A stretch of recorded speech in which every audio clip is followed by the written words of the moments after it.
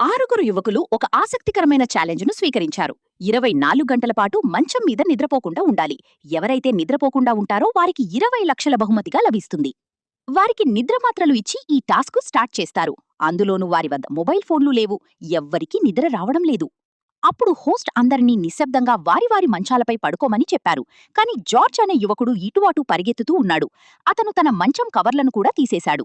మంచం పగిలిపోయింది. కాబట్టి అతను ఆ పగిలిన మంచం మీదే పడుకోవాల్సి వచ్చింది. ఆ తర్వాత హోస్ట్ లైట్లు ఆర్పేశారు.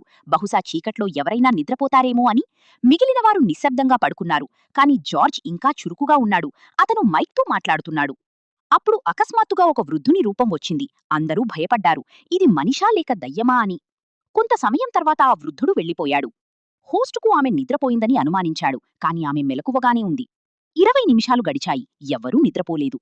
ఆ తర్వాత అందరికీ నిద్ర రావడానికి వేడిపాలు ఇవ్వబడ్డాయి. ఇప్పుడు బెనన్ కుళ్ళి కళ్ళు భారంగా మారడం ప్రారంభమైంది.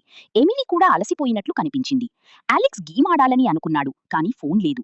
జార్జ్ ఇంకా పూర్తిగా చురుకుగా ఉన్నాడు. అతనికి నమ్మకముంది. 2 గంటల తర్వాత ఒక డాక్టర్ వచ్చాడు. సంగీతం, వివిధ శబ్దాలు, సంఘటనతో అందరినీ నిద్రపుచ్చడానికి ప్రయత్నించాడు. బెన్, ఎమిలీ కొంత నిద్రలో ఉన్నట్లు కనిపించారు. కాని వారు ఇంకా సమాధానమిస్తున్నారు. అంటే పూర్తిగా నిద్రపోలేదు. అలెక్స్ జార్జ్లపై శబ్దాలు ఎటువంటి ప్రభావం చూపలేదు. వాస్తవానికి వారు మరింత మెలకువగా మారేరు. ఆ తర్వాత టీం మళ్లీ లైట్లు ఆర్పింది.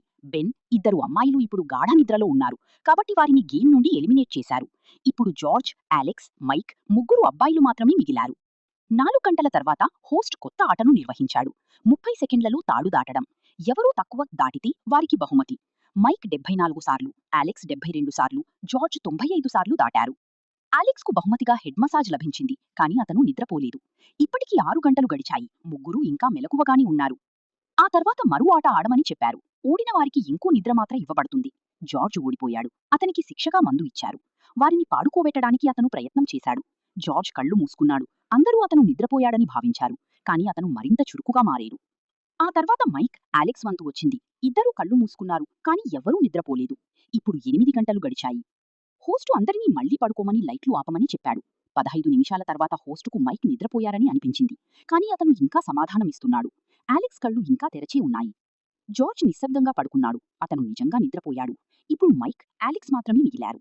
మరో 20 నిమిషాలు గడిచాయి. ఇద్దరూ కూడా నిద్రపోయారు.